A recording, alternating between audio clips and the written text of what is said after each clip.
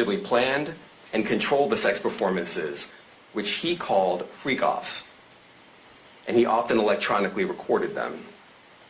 The freak-offs sometimes lasted days at a time, involved multiple commercial sex workers, and often involved a variety of narcotics such as ketamine, ecstasy, and GHB, which Combs distributed to the victims to keep them obedient and compliant.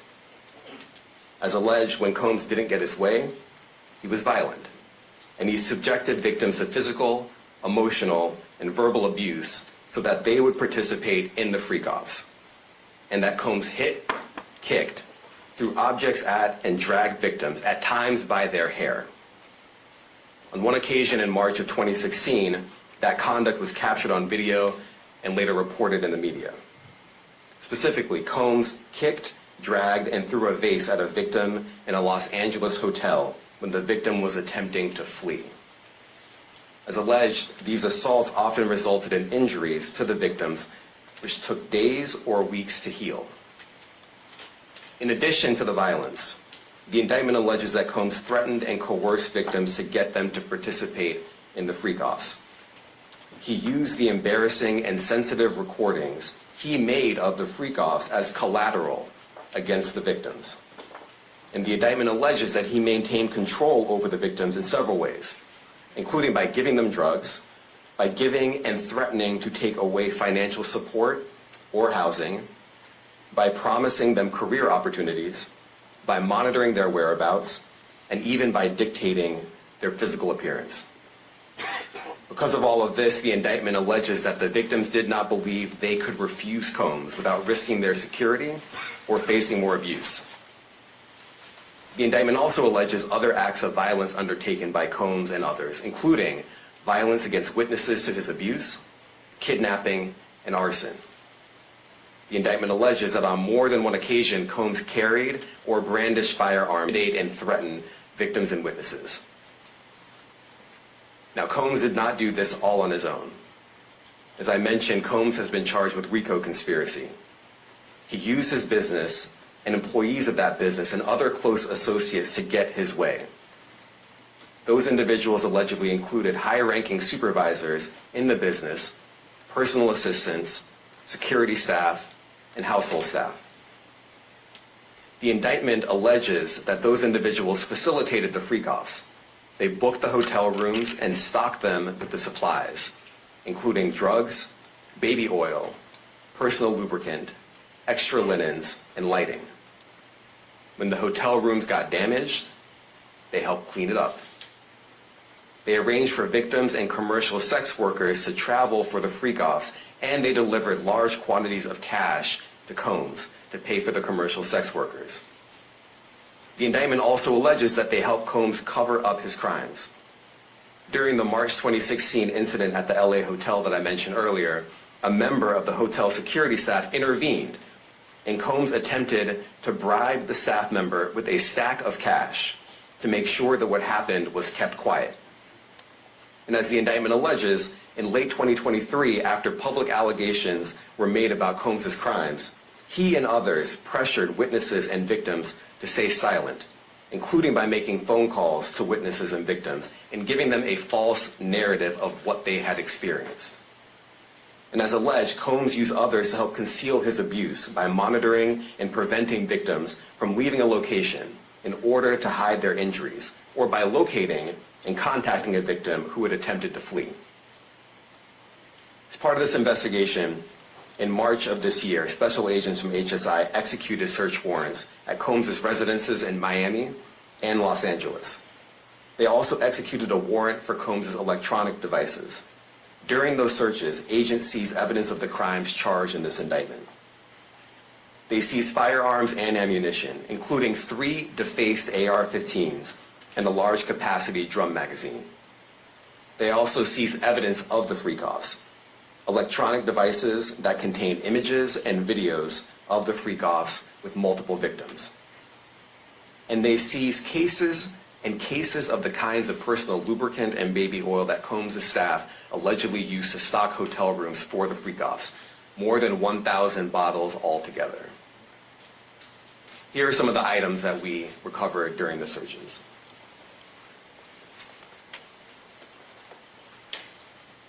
As you can see here, this is a drum magazine, large capacity, and it contains, I believe, 59 rounds. I mentioned as well that we recovered 3 AR-15s. This is a close-up shot of one of the AR-15s, and you can see right here the serial number has been thoroughly defaced. Another picture of more ammunition and parts of 2 AR-15s right there. Now I want to be clear about 2 things. First, this office is determined to investigate and prosecute anyone who engages in sex trafficking, no matter how powerful or wealthy or famous you may be. No one should doubt our commitment on that. A year ago, Sean Combs stood in Times Square and was handed a key to New York City. Today, he's been indicted and will face justice in the Southern District of New York. Second, we are not done. This investigation is ongoing, and I encourage anyone with information about this case to come forward and to do it quickly. Anyone with information can call 1-877-4HSI-TIP.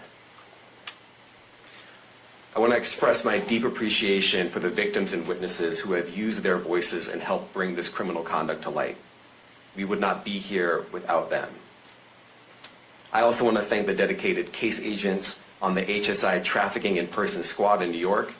They have been with us since day one and have worked tirelessly on this investigation. They will continue to be invaluable partners to us.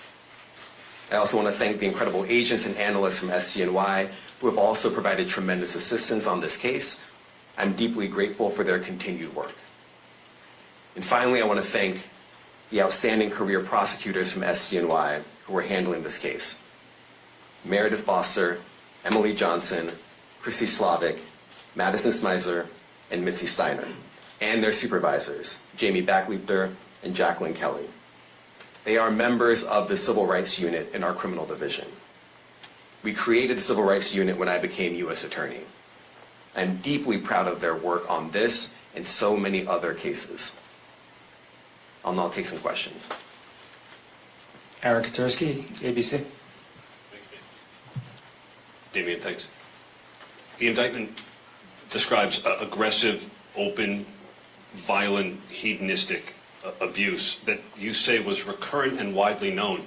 Why did it take law enforcement so long to intervene? How many women were victimized by Sean Combs, and how many others were involved? Look, our investigation is ongoing. We are committed to bringing justice to everyone who's been victimized by the defendant. I can't tell you why it took so long. I think the better focus is on the fact that we are here today. And we are committed to making sure that justice is done. Next question. Thank you. Julia Ainsley, NBC. Thank you for doing this. You said we are not done and that Combs did not do this alone. Do you foresee that there could be other charges related to this case? I'm not taking anything off the table. Janet Fisher, Newsday. What's the difference between the sex trafficking and promoting travel for the purpose of prostitution? Well, there are different crimes with different elements. I don't think we should get into the nitty-gritty of the legal discussion right now, but the sex trafficking, we believe, they're all serious offenses, but the sex trafficking conduct carries some significant penalties, and we are gratified that we were able to bring that charge. Is one more coercive than the other? I'm not going to be able to get into that, but you can look it up, and yes, sex trafficking, especially when it involves coercion or force, is a very serious crime, and it carries significant penalties. Good afternoon, Darla Miles, ABC7 New York. Thank you for this press conference and for the details. 2 questions. In context of this indictment and the information that was presented to the grand jury, are you able to clarify the number of victims? It's mentioned plural in the indictment, but can you specify the number of victims just for this particular indictment? And secondly, can you provide details about the alleged arson? Unfortunately, I'm not able to provide either. The number of victims, you are correct. We are intentional in saying multiple. The details of the arson incident are limited to what we have in the indictment and also the detention letter that we filed, which contains more details than the indictment does at various points, but we don't have anything more beyond that. Next question. Lynn Tran, CNN. Are any of his accomplices or associates under investigation? And additionally, could he face any more charges? So the investigation is ongoing. That means both as to him and to anyone else who we believe committed the crime with him. Next question. Juliet Papa. Hi, good morning from 1010 Wins. Any indication that some of the women or victims here were imprisoned in his residences, and did he have locations where he kept them, and were not allowed to leave? And also, he's indicted here, although there were searches and raids in LA, Miami. Why in New York? Well, I'm biased. I'm the U.S. Attorney in the Southern District of New York. I think that we have an outstanding track record of bringing some of the most impactful, sprawling, complex, difficult sex trafficking, human trafficking, labor trafficking, you name it. The Southern District of New York can do it, and so we're very proud of that. And so the scope and complexity of this investigation isn't something that we ran from. It's something that we embrace, and we will continue to do that. As to your question about whether he imprisoned anyone, all I can say is that, I mentioned this March 2016 incident where something was caught on video, where a victim was attempting to flee, and there was violence that was associated with it. Was that at the residence or a hotel? That was at a hotel. Matthew Lee, Inner City Press. Thanks a lot. Does your office intend to seek remand, or are you reaching a bail package? And if you're willing, how would you contrast this with the R. Kelly case in EDNY in terms of the elements? Thanks. So we will be seeking detention. We have filed a letter laying out our reasoning for seeking pretrial detention. I'm not going to be able to expand beyond what's in the letter, but it contains all of the reasoning, and it contains the law as well. There is a presumption of detention in a case like this, and we think that's warranted. John Anise, New York Daily News. Thank you. I was hoping to get some more detail about the searches of his residence, the guns, the cases of lubricant, and the videos. Where were they found amongst his residence? Were they all scattered around the houses in one place? I kind of wanted to just get a better picture of how that stuff was found. Well, look, I think that some of the details that you're seeking are in the detention letter. So, for instance, some of the AR-15s, 2 of the 3 defaced AR-15s were found in his bedroom closet in Miami, broken down into parts along with magazines with ammunition loaded in them. So some of that detail is in the detention letter. Beyond that, I'm not going to be able to get into where other items were stored. Ben Kochman, Post. Hey, thanks for doing this. Your office was the office that had been prosecuting Jeffrey Epstein before he died in custody. I have not read your detention memo yet. It's the first thing I'm going to do after this ends. But does the memo address, or is your office concerned with Combs' safety in custody, given what happened with Epstein?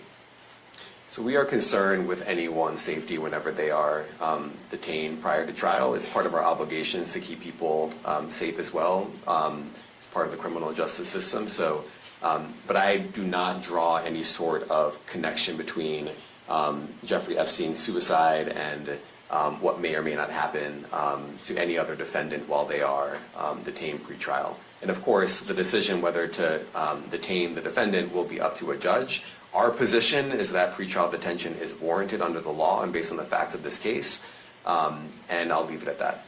Are some of the prosecutors on this case some of the same prosecutors that had been handling that, or that worked on the Maxwell case? So I'm not going to get into the staffing. I will say that this team, this group of AUSAs, this incredible group has been working on this case around the clock, and they've had their hands full.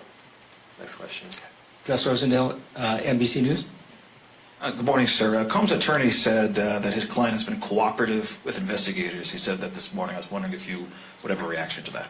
Let me just say this. I think that generally with increasing frequency, the word cooperative or cooperating has taken on tremendous elasticity, and it no longer really bears any relation to what the word means when we use it in a very specific context. So responding to lawful process and the like does not qualify as cooperation when we use that term here.